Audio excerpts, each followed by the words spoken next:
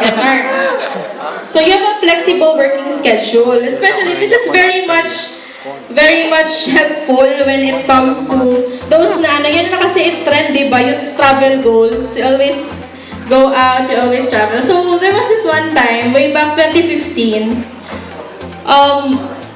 I always request, but it's shifting kasi when you're at the hotel operation, it's always shifting. 3 shifts a day. So there's the morning shift, afternoon shift, and then the graveyard. Yung pinakaayaw ko, graveyard shift.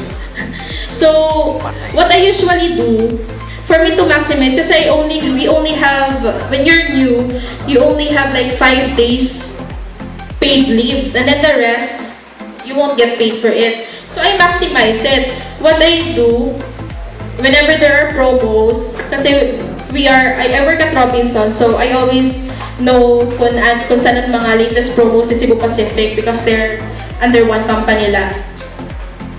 So what I do, whenever there are promos, magbubook akong ticket, I always take the last flight. So nag-request ako, duty ko is at 5:30 in the morning. I go out at 2 o'clock para free na ako in the afternoon. So I have a day for travel. So I would take a leave for about 2 to 3 days. And then on my last day, flight back ko dito Tacloban, I will request for a graveyard shift. Para at least na-maximize ko na akong leave. Na-maximize ko gihapon na akong time. Amo laliwat, paggabi, pagod ka. So that's what I do always. Buti na lang I don't get scolded. That was way back. So yes, especially if you have important matters to do, so it's really helpful if you have a flexible working schedule. Although right now I do not have that kind of schedule anymore because I work as a sales, so I work office hours 9 to 6 p.m. and off every Sunday. Pero just give me credit kasi it's been 10 years lagi akong graveyard shift, so nakapagod na. Next, please. You have an opportunity to work over the world. All over the world. Of course, all of us are aiming to go abroad, diba? Actually, 90 or 80% of my classmates in college, they're all over the world. Konti lang kami. Maybe siguro I was the one Ism chose to do the talk because wala siyang choice. Because we're only a few here in Tacloban na lang. The rest, they're all working in a cruise line, they're all working abroad. Some flight attendants na. It's really broad, you know. There's a lot of, you just really have to choose kung ano yung na gusto nyo. And just make sure you be passionate about it. That's one thing that I want to instill in your minds is to have a heart for guests, to have a heart for customer service. Next slide. And it's not hard to get into the industry. Like I said, diba, anybody can get into this industry that we're into. But not everyone can last. It takes a lot of pride, it takes a lot of dedication.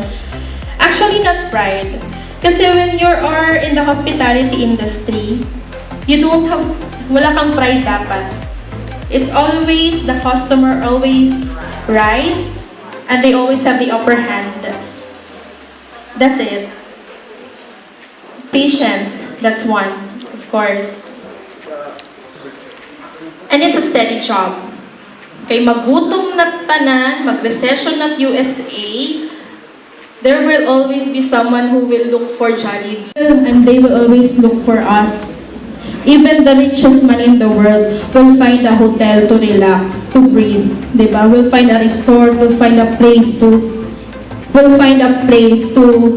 just, chill. And it's our job to make them happy. It's our job to satisfy them. And last, don't forget the perks. I have this fun and interesting story about someone. He's an old guy. It was in the hotels. I was still a frontliner back then. He's a regular guest and he lives in Samar. He would usually check in Sunday morning, overnight la. Kaya the next day, Monday, pag check out niya, magkikita niya yung sinit iya asawa. Kaya senior citizen, di ba they have free at pagkitan movies, basta senior citizen ka. So this old man, whenever he's there, he's a talker. He would share a lot of things. He's a retired engineer and his husband is a retired teacher, I guess. Basta they're professional government employees. Ayun. So every time you visit, he would always look for me. Kasi ako lang yung mataba sa workplace. So, he always remembers me. But to be honest, I was really slim back then. So, good luck sa iyo. Oo, mag-asama muna, professor. So, he would always look for me. And how he described me is, hi na ang chubby na babae dito, apprentice. Ayun, so, I was able to engage with him. Every time he visits, he would look for me. And he always bring me saging na saba. Ang tawag ito? Sipi. Ako talaga niya, oo. Oo, sa kapulig. O sa kapulig na saging. Times naman, kamote. You know, it's in a huge bag. Bag of hi. She's also my classmate back in the days. Yeah, so I would like to acknowledge the arrival of Miss Mary Ann Esma. Ako na nag-acknowledge, balit. So, yeah, going back, that's what he always bring me, kasi he wants me to be healthy. Yeah, so he would always bring me all those stuff. And then, when I transferred to Summit, he would always look for me at Go Hotels. And then, there's one time he visited me at Summit Hotel. So, bye. Pasensya ka lang ha, di rin nakakagdala din yung saging. Kaya makaarawad man ko din magdinarang saging. So, kagit tayo kay Gadla ito. So, what he do, dito niya security office. Kaya close naman niya, pero iba na mga tao kasi it's really friendly. And ipapaduhol niya ito. Pero what I don't bring the entire sipit saging at home. I share it to everyone. Di makaarawad, di ba? Pero those little perks, sometimes if there's if you're lucky enough, there will be guests, especially foreign guests, they'll give you dollars. Yun. Pero, I don't want you to engage on those kind of modus na you only work for the tip just to get compensated. No. Kasi it's the root of chaos in the hotel industry. It's always the root. Actually, to be honest with you, in my previous work in Plantation Bay, we have a no tipping policy. We are really strictly implementing that kind of policy because nagiging kasi at away all the time, especially those in the bell service, front desk, because they're in the restaurant, because they're the ones who always gets the tip. And yun, nagpapaawa-awa ba? So that's one thing that I wouldn't want you to practice kasi it's not nice. Diba? If you're given thank you, you have the 3 levels. You have 3 levels of rejecting or declining an offer in a good way. Kung mag-insist, di rin agad gusto ko niya, di tanggapin mo na. Pero first, ay lang, makarawag. Just say, it is a pleasure to have served you.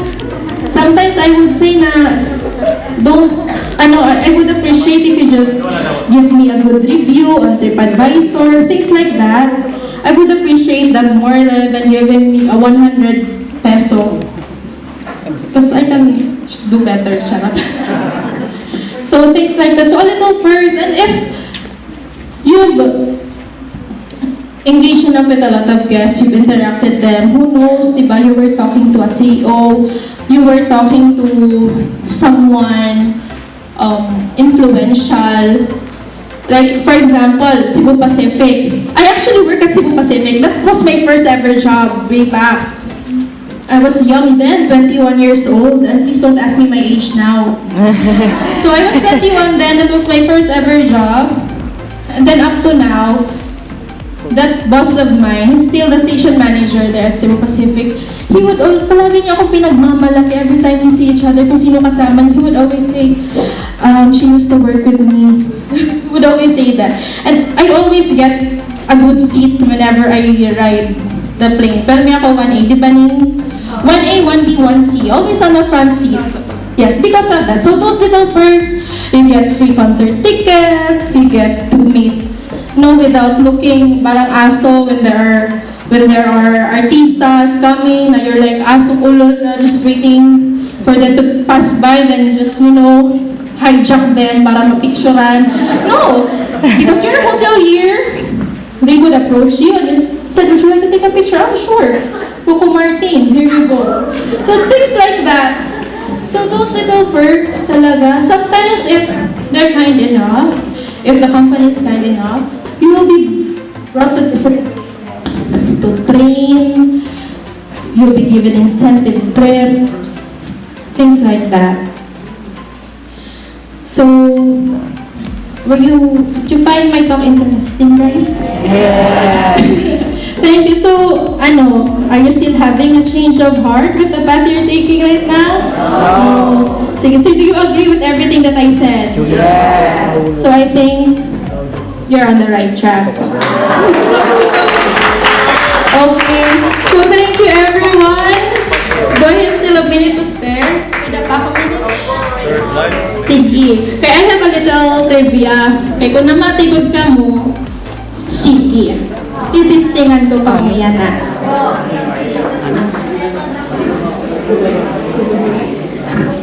Wow.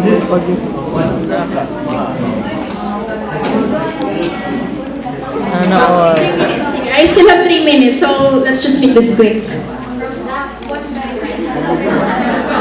One night at the lobby, free coffee, all on me. Ako bahala. Sige. So these are just questions about the topic, of course. Who's the first man who landed on the moon? Anyone can answer? Who? Sige, kung hindi tumali ha, front. The first person na landed on the moon. Who? Neil Armstrong. Oh, Neil Armstrong. Okay, what do you want? Sticky notes or tack? Anything? What species? Follow it. Yes. Okay.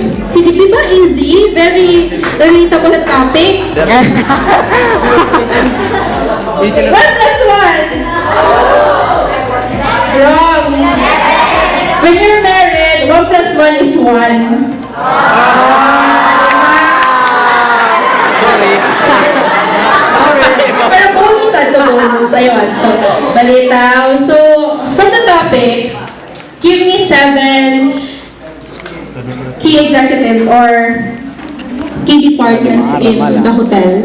Hello. Anyone can answer, please. Just come up front. Magsura. Go. 7 areas in the hotel, and major areas na from the topic that I mentioned. Go! Ala. Iba talaga't nasa commute. Nagkita ka rin to, ano? Sige, you pick one. Executive. Executive. Masala. Paray na. Very naman.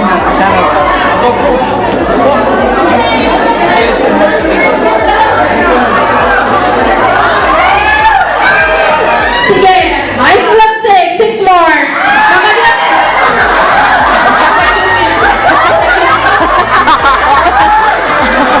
Accounting. Housing. Maintenance. Food and beverage.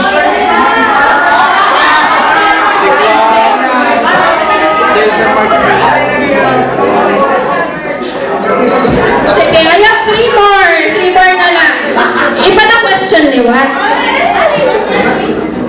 Sige. Si,